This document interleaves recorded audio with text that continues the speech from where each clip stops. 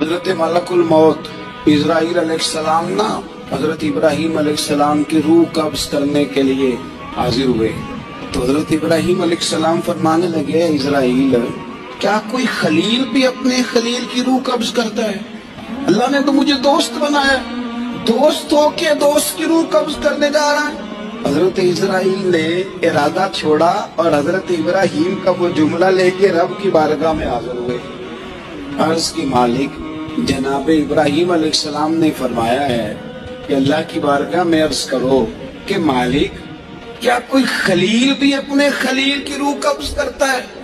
تو رب کریم نے فرمایا اب میرا بھی پیغام جا کے جناب ابراہیم کو دے دو، ان سے جا کے کہو رب فرماتا ہے کیا کوئی خلیل بھی اپنے خلیل کی ملاقات کو ناپسند کرتا ہے؟